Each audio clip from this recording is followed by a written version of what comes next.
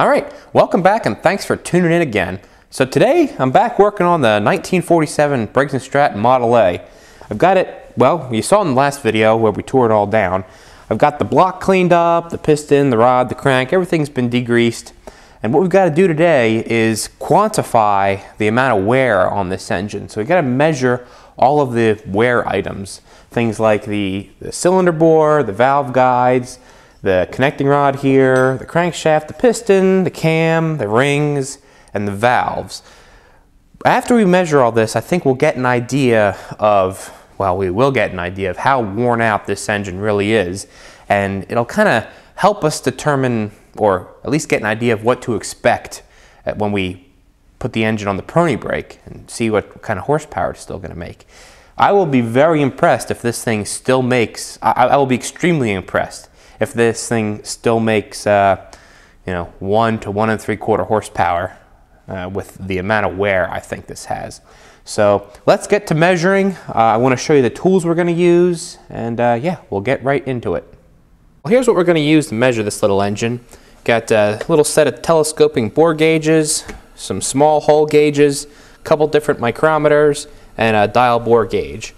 So here's my list of major specs: cylinder bore, ring gap, ring lands, piston pin, wrist pin bearing, and all down the line there for the major wear components. I've got the nominal spec listed, and then Briggs mostly gives you reject sizes for all these parts. The only thing they don't give you are valve guide specs. They want you to purchase a specific tool. It's a plug gauge. It's a kind of like a go, no-go gauge that you check the valve guide bore with. But I don't have that gauge, so we're just going to measure it. All these specs here came out of this book. If you want to work on old Briggs engines, I recommend you get this. This is, I don't know if this is in print anymore. This is not a very old copy. But there's the part number there.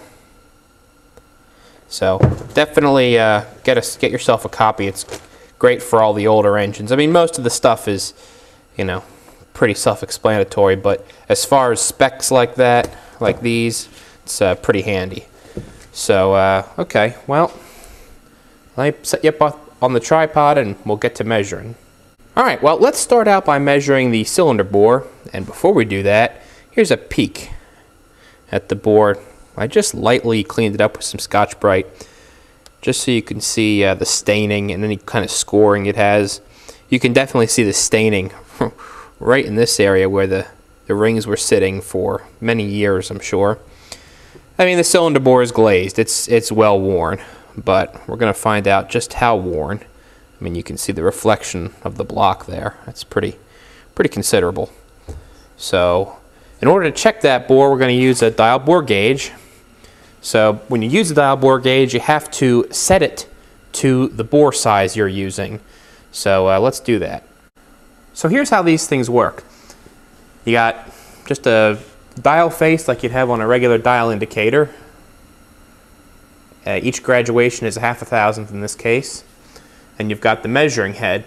Now, when you buy a set, a dial bore gauge set, there's a bunch of different anvil sizes. This set, I think, was for 1.5 to 6-inch bores. So you kind of have to play mix and match with the different anvils and the spacers and things like that to get you in the range for the particular measuring head. And this little anvil here behind these little rollers, this little dimple is actually what moves in and out to actuate the dial. So we know the nominal, well, we're going to use the nominal bore diameter of 2.250. So I've got a micrometer here set exactly to 2.250. So I'm going to take the anvil here and bring it up against the anvil of the micrometer and use my fingers to keep it centered. First I'm going to get it in between the two anvils. Use my fingers to keep it centered, and then work the tool up and down and all around. Oh, you can't see the dial head, can you? Hopefully you can see it now. Let's try that again. It's a bit difficult to do while I'm watching the camera. So I don't know if you'll be able to see this or not. But hold the one anvil steady and rock the tool up and down, back and forth with the anvil of the tool on the anvil of the micrometer, and watch the needle. So when the needle is at its minimum measurement, slipped out there. The needle is at its minimum measurement. That's where you set the dial face to 0. So I'll set it around here.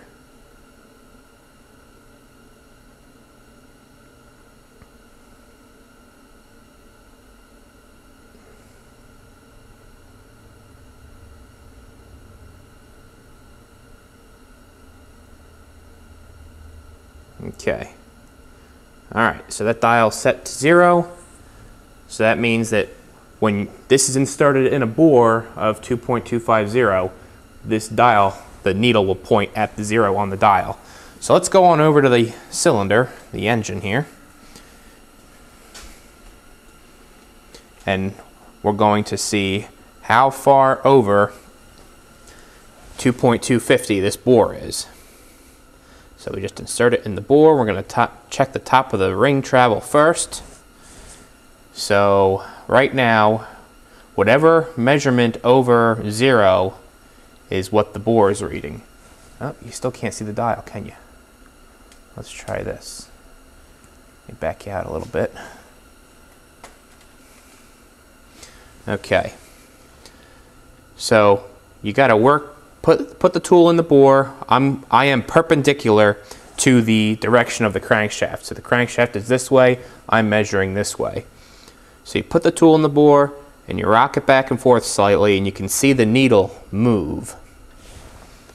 Or can you? Let me zoom in on the needle there.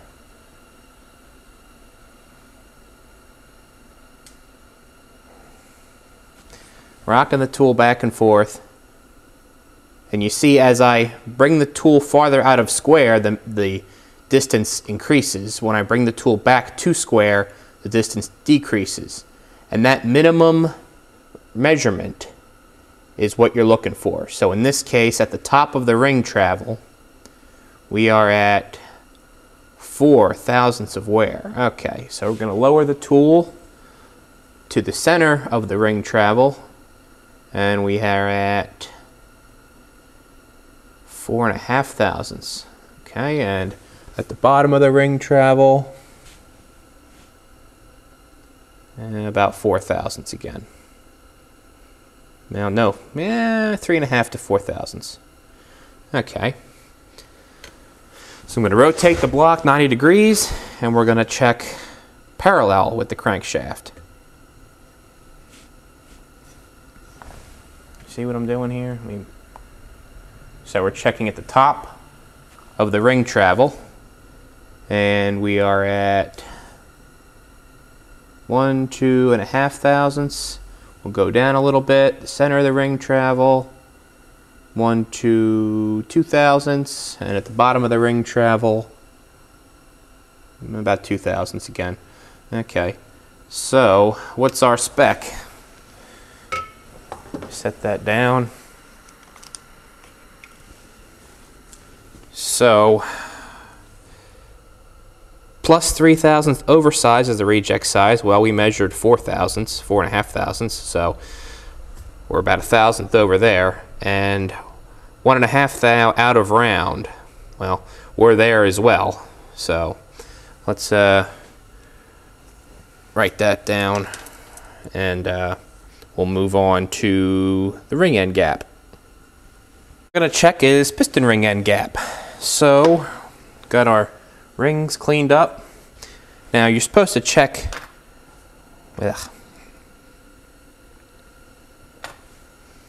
All right, next thing we're going to check is piston ring end gap. We got our 2 compression rings and our oil ring. So to do that, we'll start with the oil ring. I'm going to set this in the bore and use the piston. We're going to, well, we'll put it down at the bottom of the ring travel, or the middle of the ring travel rather. Use the piston to get the ring squared up in the bore. Maybe a little bit lower. We'll go down right to the oil ring there. So we got the ring there. Oh wow, look at that. I don't even need to measure that. So the spec for ring end gap is 35 thousandths for the oil control ring. That's like 1/8 of an inch. That's crazy. 35 thousandths is, this is a feeler gauge here. That's 35 thousandths. Wow, that's crazy. Oh man, you might as well measure that with the caliper. Okay, well, I'm not even going to measure that. We saw how bad it is. So let's check this is the second compression ring. Put it at the same point in the cylinder. And the spec is 30 thousandths. Wow, that's the same, you know, it's just ridiculously large. I'm gonna have to stack a couple feeler gauges together to get that.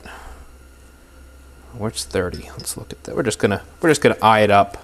So that's a 30 thousandths feeler gauge. That's gotta be, we'd call that 80 thousandths. 80 thousandths, wow. Okay. And the top compression ring, right here.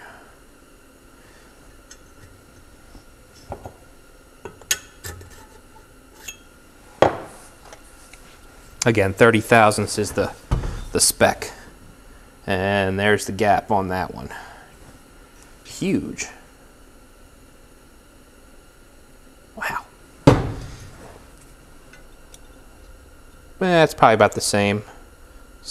Maybe 70, 80 thousandths gap. Okay. Well, that's pretty significant. So we'll set those aside. So we know our ring end gap. Let's see.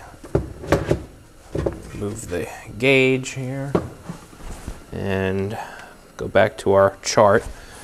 So compression was, well, we'll do the oil first. So the oil, we're going to call that 80 thousandths.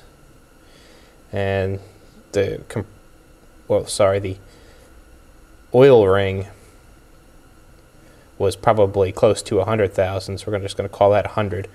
And the compressions were 80 thousandths. What's next? The ring lands. Okay. So the reject.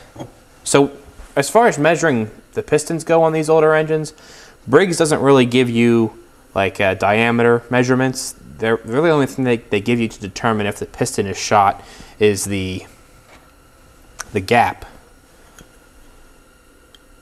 the ring land gap. So the distance, pretty much the distance that the ring groove is oversized past the ring itself. So for that, they give us 9 thousandths. So let's try with the top compression ring and its groove. Let's see what we got. See if we can get a 9 thousandths feeler gauge in there.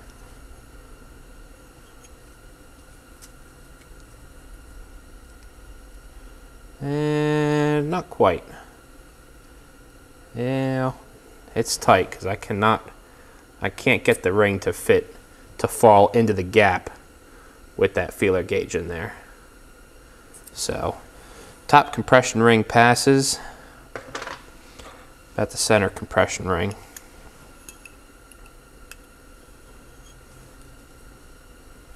A little bit difficult to do one-handed here. Huh. What am I saying? I got two hands. About the same. I can't quite get 9 thousandths in there. Let's check the oil ring.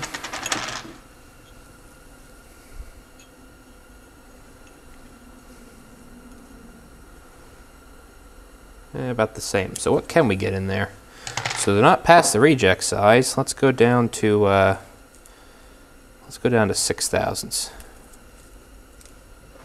See if we can get 6 thousandths in. Here's the top compression ring again. Yep, I can get 6 thousandths in there.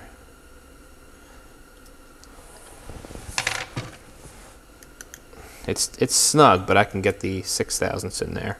Not on the second compression ring though. That's going to be even less. Yeah. How about the oil ring?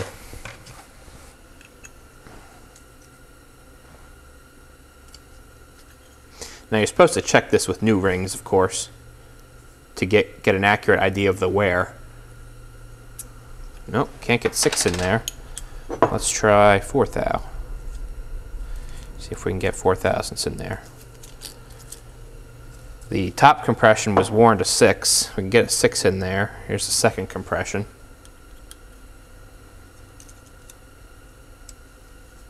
Yep, we can get a 4 in there, no problem.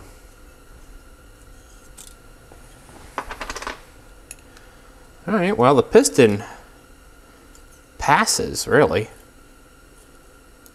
as far as the Briggs manual is concerned.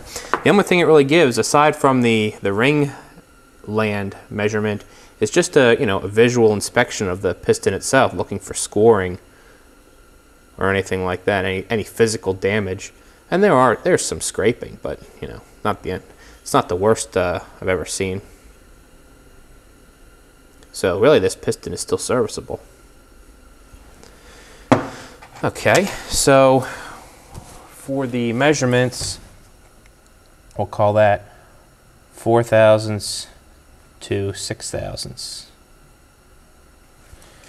All right, so the wrist pin right here.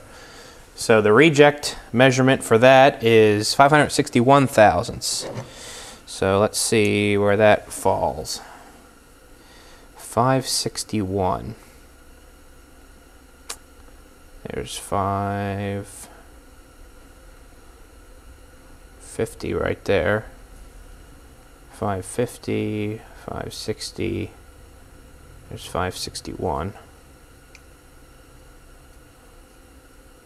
Wow. That's crazy. That can't be that well worn. Oh no, I was wrong. I was a little off there. So there's 550. 550, 555, 560, 561. Okay. So the piston pin is good. Let's see what it actually comes in at. 561, 2.5. Okay. So that's fine. Let's measure. Let's rotate it half. About the same. 562.5. This my chronometer doesn't have a vernier scale, so we're just kind of eyeballing the halves. 562.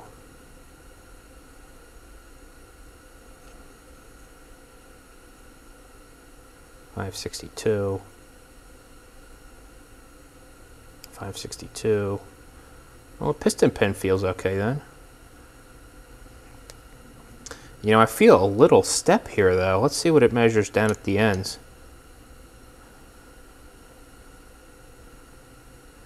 Oh yeah, 561 right there. It's just a hair past 561.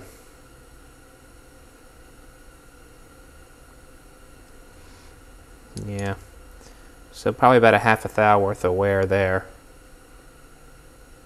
561 on the nose. 561. Yeah. So, yeah. You wouldn't want to reuse that. If you were really going into this engine, you wouldn't want to reuse that pin if you were actually rebuilding it. So we'll call it 561. Really, since we were measuring 562 here, yeah, that's an honest 562.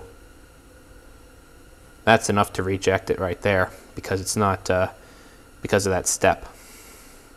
Okay, so that's pretty well shot. So the wrist pin bearing on the connecting rod. So this is this diameter right here. Let's see, what gauge am I going to use for that?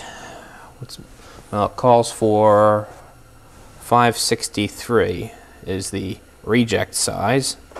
So we're going to use a little telescoping bore gauge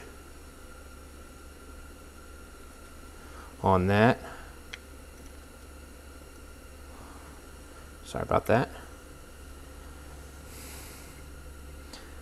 These can be kind of troublesome to use.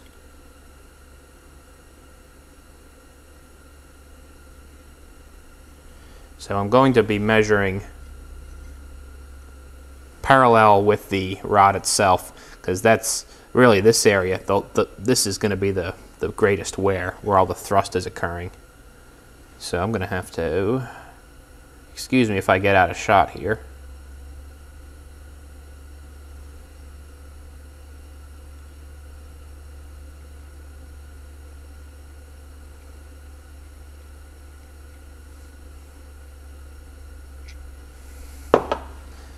Okay, what's that come in at?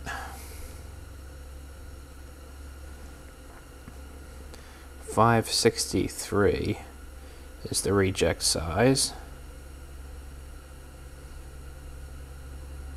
550, 555, 560.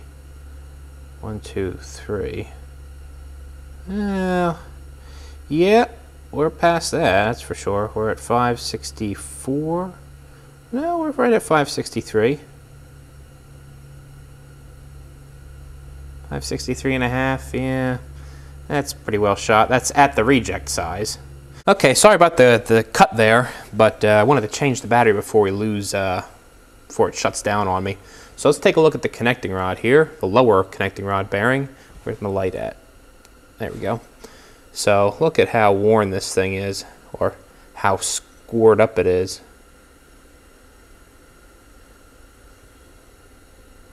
Some pretty deep grooves there. And there's like almost like pitting here. Something big got wedged in there. Look at that. Pretty rough. Pretty rough. So it's going to make measuring a little bit difficult. So we're going to use telescoping gauge again. And we got it set. When you use these, set them a little bit over the diameter of whatever you're measuring. Put them in on an angle relative to the bore, like that, and just rock them on through the bore there. So you want to be right about in the center of the bore. Have a loose grip on the stem here, or the shank, so that it can kind of find the outer diameter, and just rock it on through the bore. When I say rock it, I mean this. So you're in on a bit of an angle, and you rock it through like that. And then we can take our measurement, which is the reject size of 876. So we're already about there. That's 850, 875. Oh wow. Yeah, okay, so 875, 678. Where are we at? Yeah, 875, 6, 7, 8, 9, 10. Wow. 6, 7, 9 and a half.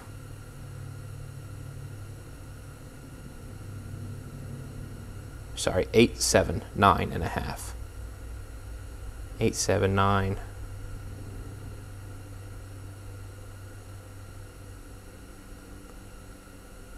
Yep, 879.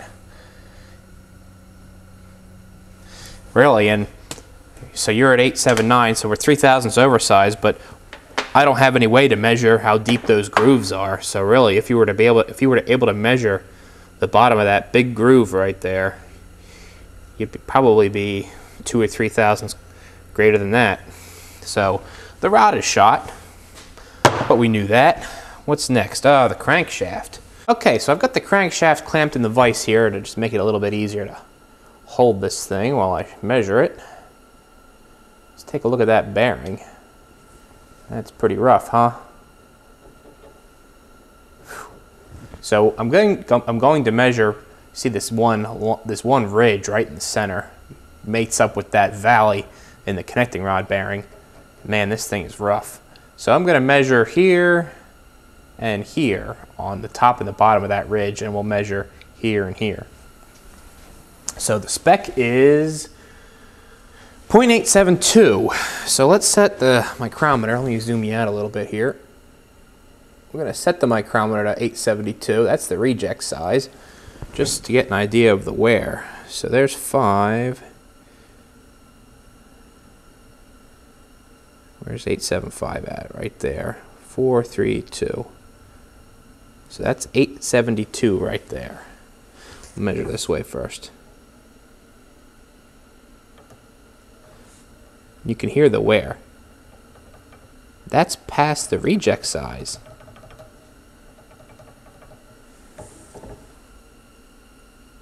Not too far past it there.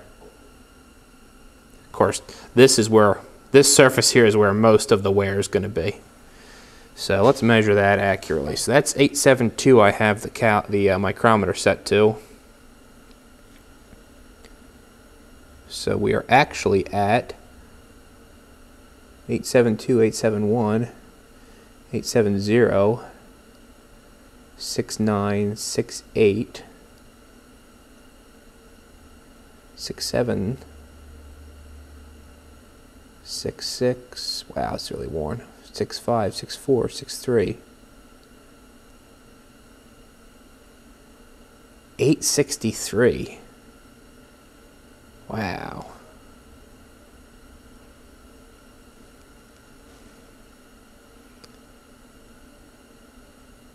$862. So we're 10 thousandths worn under the reject size. Wow. What do we have over here? We're pretty close to the reject size here. Yeah, we're at the reject. No, we're not. We are 3 thousandths under the reject size here. 869. 870. All right, we're 10 thousandths under the reject size. That's pretty bad. 0.862. Wow. And the rod was 0.879. That's crazy. That's just crazy. That's a lot of connecting rod slop. All right, well, let's move on to the Magneto Journal. Let's just pan up here. So this is the Magneto Journal of the crankshaft right here. So I got to switch micrometers. We are reject size 1.092. So I got this, I've calibrated this. So 92 thousandths.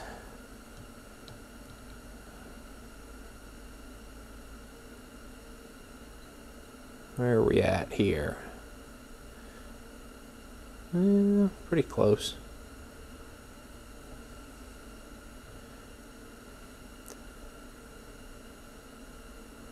So there's 100 thousandths, 99, 98, 97, 96, 95, 94, 94. That's strange. It's actually a bit oversized. 93. Well, not really strange, because it should be oversized, because this is the 92 is the reject size. So we're actually at 543. Okay, so we're at 1093. Okay, so that's not worn. That's still usable. Yeah. Okay, so we're going to call that 93. 1.093.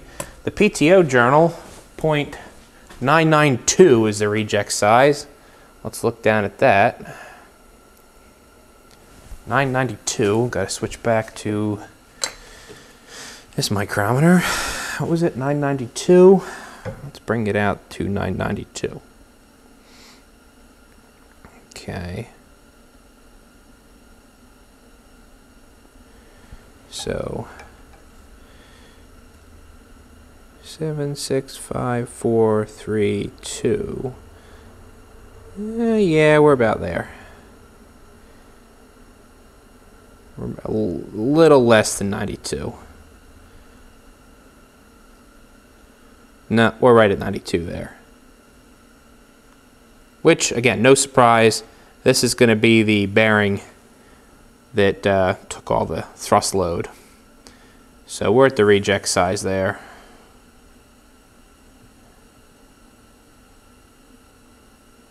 Yep, right on the reject size there. Let's check down here. Yep, right at 992. Okay, so that's it for the crankshaft. Let's check the bearing in the block, the PTO bearing in the block. So let's check the bearing in the block. This is the PTO bearing. Now when you check these, you got to watch out because there's an oil groove cut into them. So when you measure, you want to make sure that your gauge doesn't fall down in that groove. So we're going to measure, I'm guessing, if I had to guess, I would say that this engine was driving a load that was to the side of it, not above it or below it, but if there was, that pulley was driving a belt that was either in front of it or in the back. So I'm guessing the wear is going to be in this plane here. So let's measure that. So got to avoid that oil groove. Got to get down in there a little ways and do the same thing. Get past that oil groove. Snug this little thumb screw up. Just lightly snug. And then rock it right through. Okay. And that is PTO bearing reject size 0.997. Oh, wrong micrometer. 997.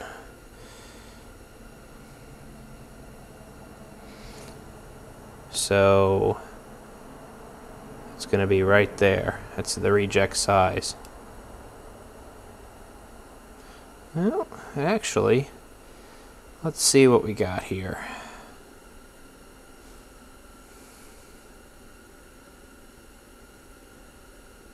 $996, $8765, yeah, 65, something like that. Really not that worn. Surprised.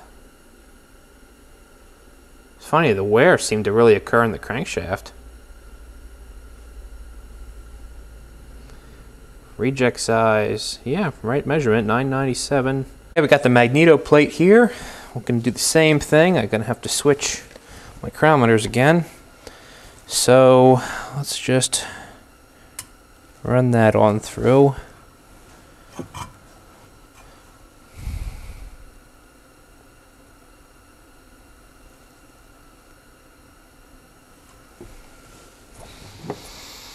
And reject size is 1097.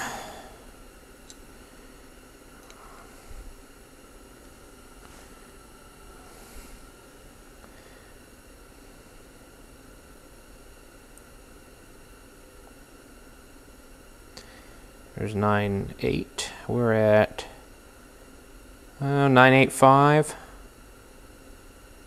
98. 985.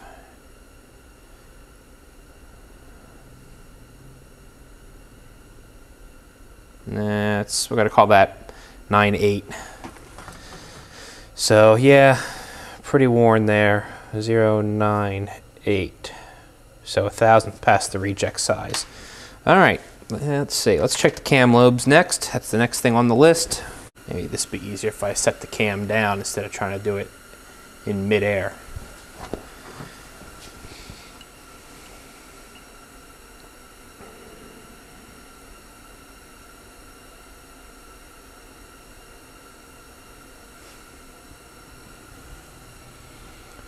So 1.18,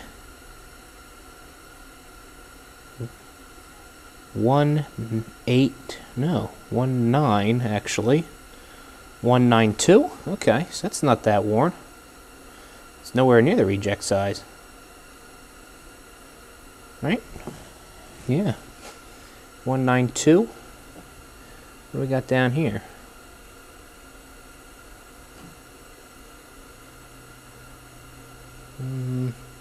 Yeah, 191, 192, thereabouts. 190. It's kind of tapering off. 192. Okay. So that's nowhere near the reject size. All right. Let's check the exhaust valve.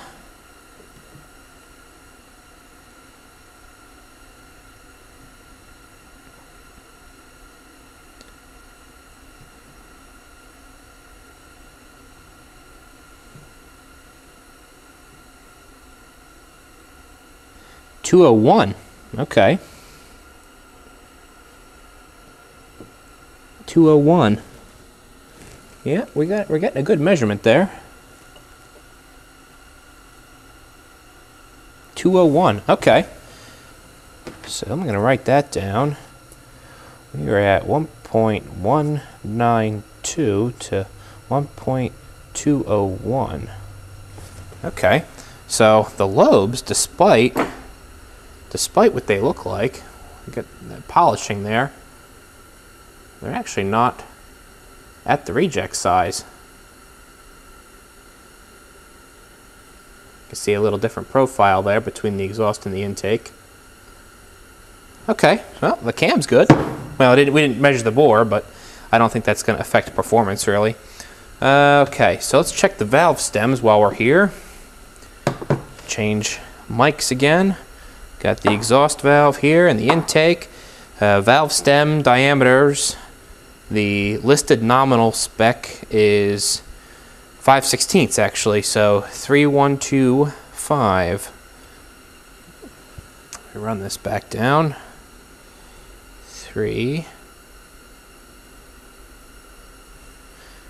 125. 3125. So what do we got? This is the intake. Yep. So we'll measure up at the top end of the stem. We're low. So 309 there. 309 and a half. 310. 310. 309 and a half. 309. So yeah, that's worn. See, there's some, I don't know. Come on, zoom on that, will you? Or not zoom, focus on that. There's some like damage here. Almost looks like it was clamped in a vise at some point. I don't know what caused that. Right here, yep, right on the opposite face. It's like this was, like somebody clamped this valve in a vise. So that's worn. Well, let's take a look at the face too. We didn't even look at that. So you can see the big wear groove in that. Whew, that's pretty worn. Let's check the exhaust valve guide. Same spec. 3095. 3095. 309. 309. 3095. 3095. Okay, so pretty much the same type of wear. Really only slight wear in the face. That's pretty good. Okay. So, and like I said earlier in the video, let's move right along to the guides. I mentioned earlier that Briggs doesn't list a spec for these guides. They want you to use like a go or no-go gauge. So we're going to use these small hole gauges and just get an idea of what the guide clearance is going to be. So we'll start with the intake, and we'll go, where are we gonna? I'll go about halfway down the guide here.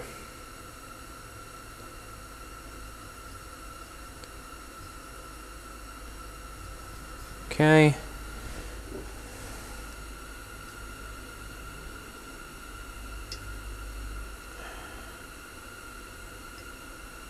So 314.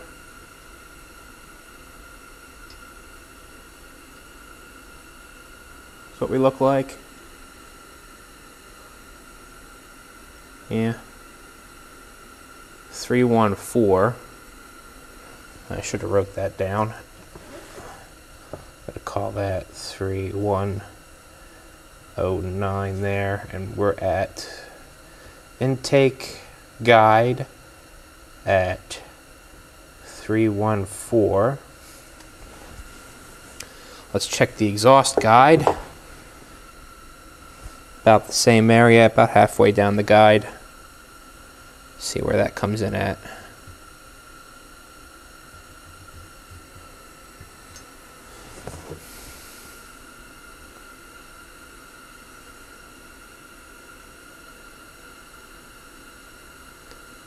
.313.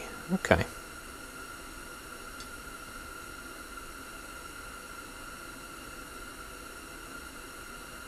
Really? Wow. There would have been very little clearance there if those valves were at their spec. 313. Wow, that is tight. I wonder if there's a little bit of carbon buildup that I wasn't able to clean, that's kind of giving us a false diameter.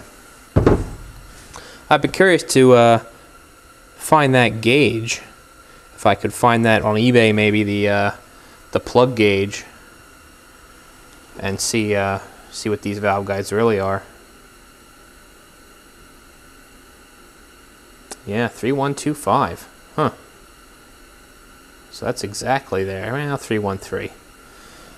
So, okay, well, I'm going to call that 313 as well. Right. So that's about it. Let's conclude this video. We can see that just about every major internal component to this engine is pretty well worn out. All save for really the piston. That's, you know, that's technically still viable. But really, everything on the inside of this thing is worn out past the reject spec. Some components well past the reject spec. So that's okay. We knew that was going to be this way. It's a worn out old Briggs engine. The thing that we got to do now is put it back together and see what kind of horsepower it still makes. So I've got some work to do. Got to do, you know, things like the carburetor, get the Magneto cleaned up and making some good spark. So I will see you again when we reassemble it. Thanks for watching.